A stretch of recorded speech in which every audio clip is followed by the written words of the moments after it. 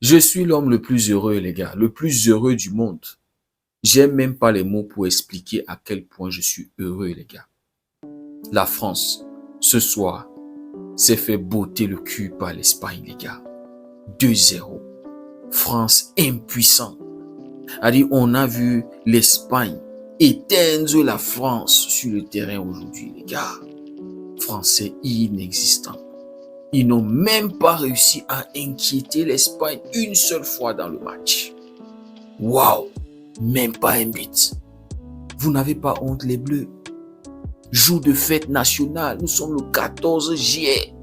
Oh là là, vous avez transformé ce jour en jour de deuil. À jamais, les Français vont se souvenir de la façon honteuse avec laquelle ils sont sortis de ce mondial. Cette sélection-là qu'on voyait marcher sur tout le monde, on voyait inarrêtable, exceptionnel dans le jeu, exceptionnel collectivement, individuellement. Mais où étaient tous ces individus-là, ces individualités-là? Olysée, 5 passes décisives, il était où ce soir? Mbappé, 8 buts marqués, a dit j'ai cherché Mbappé ce soir, les gars. Je l'ai cherché. Oh là là, après la frustration s'est installée. Il est allé couder Unai Simon. Non mais Mbappé, décevant ce soir, les gars. Même pas un petit cadré, je sais pas si on s'en rend compte. Kylian qui faisait une top coupe du monde, Kylian machin, ballon d'or, on voyait tout ça dans l'eau, les gars. Je suis heureux, les gars. Mais j'espère que les Français ont vu. J'espère que ce match vous a ouvert les yeux pour voir que vous ne boxez pas dans la même catégorie que l'Espagne. L'Espagne, c'est une classe au-dessus. Vous êtes dans une classe inférieure à celui de l'Espagne. Jamais j'ai été impressionné par la Coupe du Monde que la France faisait. Quand tu vois que le seul adversaire qui a réussi à inquiéter la France dans cette Coupe du Monde, c'était le Sénégal. Et c'était seulement pendant 45 minutes. Moi, je ne comprends pas comment les Français ont pu être confiants qu'ils allaient sortir l'Espagne. Une Espagne qui n'a encaissé qu'un seul but dans cette Coupe du Monde, les gars. Et c'est les Français qui critiquaient le parcours de l'Argentine, disant que l'Argentine est arrivée en demi-finale sans avoir affronté un top 10 classement FIFA, sans avoir affronté un ancien champion du monde. Selon eux, c'était une honte absolue. C'est la FIFA qui sponsorise tout ça. Et puis, moi, j'avais posé la question. Vous avez affronté combien d'équipes dans le top 30? Parce que c'est facile de se limiter dans le top 10, puisqu'ils avaient affronté le Maroc, qui était diminué. Le Maroc n'avait pas Saïbari, n'avait pas Abdé. Donc, probablement, c'est ça qui avait limité le Maroc offensivement contre la France. Résultat, le Maroc n'avait pas inquiété la France. On avait même vu Kylian manquer de respect au Maroc, simuler une blessure parce qu'il voulait se préparer pour les demi-finales. Quelle arrogance, les gars. On l'a cherché aujourd'hui sur le terrain sans le voir. Ce leader-là. C'est-à-dire les Français se vantaient. Oh, Kylian porte. Oh, Coupe du Monde, on ne peut rien reprocher à Kylian, machin, c'est sa compétition. Il était où ce soir? Nulle part. Donc, puisqu'ils avaient affronté le Maroc, qui est dans le top 10 classement FIFA, ils bombaient le torse. Et ça leur donnait le droit de critiquer le parcours de l'Argentine. Mais moi, j'avais posé la question. Dans le top 30, vous avez affronté combien de sélections? Seulement 2 dans le top 30. Pourtant, leur adversaire du soir avait déjà affronté 4 dans le top 30. L'Argentine avait déjà affronté 4 dans le top 30 avant cette demi-finale. Pour eux, non, ils étaient trop forts. Ils ont battu l'équipe B de la Norvège, battre l'Irak, battre une Suède qui était nulle, les gars. Une Suède qui s'était mangé 5 contre les Pays-Bas. Un Pays-Bas aussi pas fort du tout, les gars. Battre 1-0 le Paraguay sur un penalty. Un Paraguay qui était arrivé avec le haram ball diabolique, les gars. Malgré le haram ball du Paraguay, il n'avait pas réussi à inquiéter la France. Et vous savez ce qui est marrant dans tout ça? C'est que les Français eux-mêmes le disaient. Aucune équipe n'avait réussi à les inquiéter. Et c'est pour ça qu'ils avaient l'arrogance de croire que non, c'est parce qu'ils sont trop forts collectivement, ils sont trop forts individuellement, l'attaque de malade. Mais non, les gars, jamais j'étais impressionné parce que je ne voyais pas l'adversaire en face. Donc, les Français, j'espère que vous avez vu votre vrai niveau. N'essayez pas de vouloir expliquer, oh, Didier Deschamps, tactiquement, c'est monté, c'est descendu, oh, il devait plutôt avoir tel 11. Non, ne commencez pas à chercher des excuses. Non, non, non, vous étiez nuls ce soir. Ce soir, l'Espagne était en mode dictature. L'Espagne vous a donné le rythme, le pas à suivre. Yamal vous avait dit, s'il y a une sélection dont vous devez avoir peur, c'est de l'Espagne. Il y avait même une interview de Yamal et Nico Williams avant cette Coupe du Monde. Je crois que c'était le journal Sport qui les avait interviewés.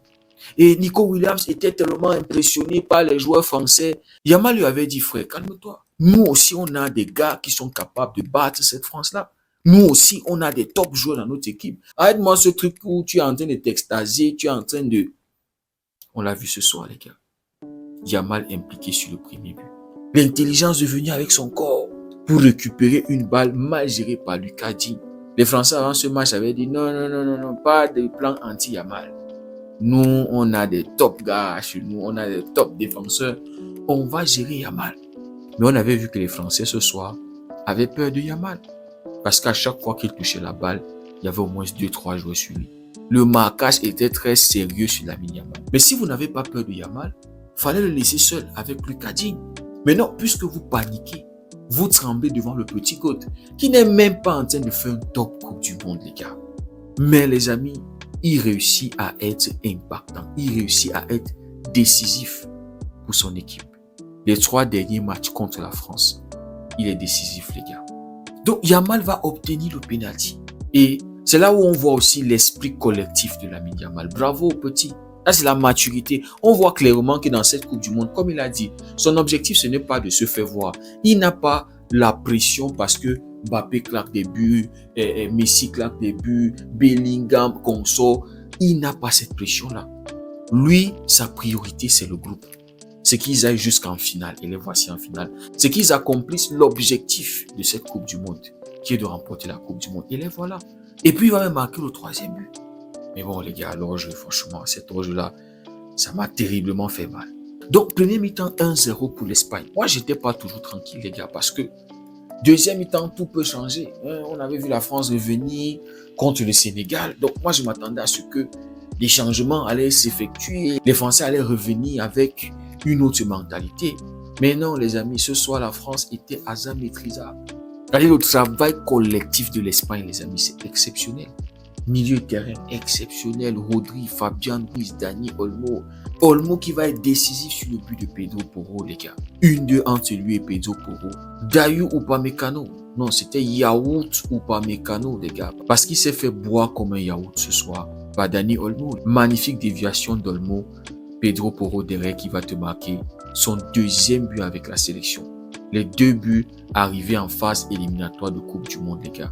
Pedro Porro avec ce but-là, qui va éteindre les phases éliminatoires des Coupes du Monde de Cristiano Ronaldo, les gars. Et en parlant même de ce Pedro Porro, j'espère que demain, Deco va prendre le vol pour Tottenham pour aller négocier.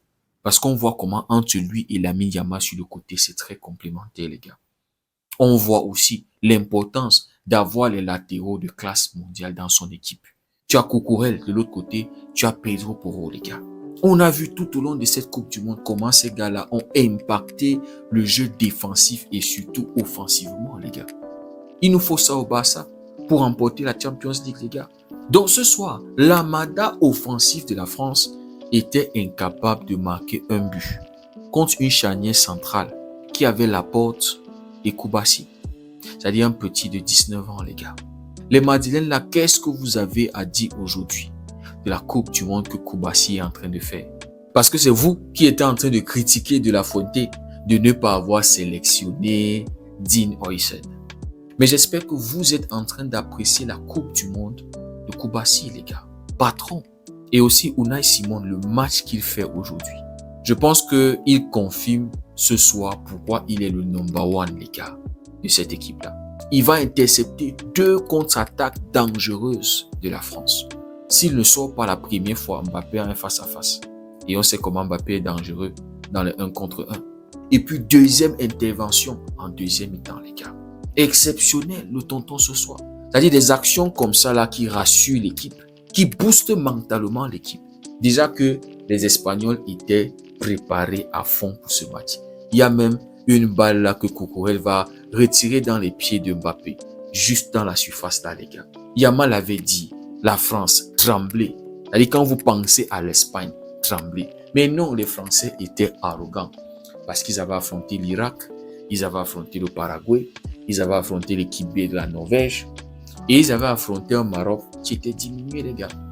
Je pensais que après la finale de la Coupe du Monde 2022, l'Argentine avait créé un monstre.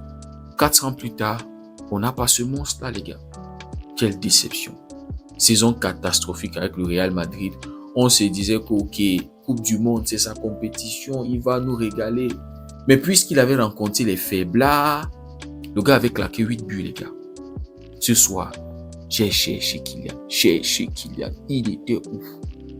Il était où? Jusqu'à ce que la frustration s'installe, les gars. Maintenant, j'espère que samedi, l'Angleterre va prendre la 3e place. Oui, les gars. Parce que l'Argentine va éliminer l'Angleterre. Je ne sais pas comment, par quel miracle, on verra, les gars. Dimanche, on va bien manger. C'est soit Yamal va être champion du monde, c'est soit Messi va faire le back-to-back, les gars. Les Madrilènes, les pro-Ronaldo, les pro-Mbappé auront perdu lamentablement cette année, les gars. Le Real, saison blanche. Cristiano Ronaldo n'aura pas de Coupe du Monde. Mbappé n'aura pas de Ballon d'Or à 28 ans. Faudra attendre la saison prochaine quand il aura 29 ans pour voir. Parce que l'espoir était sur la Coupe du Monde. C'est sa compétition. Personne ne parle à Kylian en Coupe du Monde. S'il gagne cette Coupe du Monde, Ballon d'Or, éliminé d'être Ballon d'Or, les gars, on ne va plus parler de lui. Tellement heureux ce soir. Merci beaucoup aux Espagnols d'avoir gâché la fête des Français. Dites-moi ce que vous en pensez en commentaire. Si le contenu vous a plu, likez, partagez. Pour ceux qui découvrent cette communauté, n'hésitez surtout pas à nous rejoindre. Merci beaucoup d'avoir suivi la vidéo. On se dit à très bientôt. Passez une belle nuit et que Dieu vous bénisse.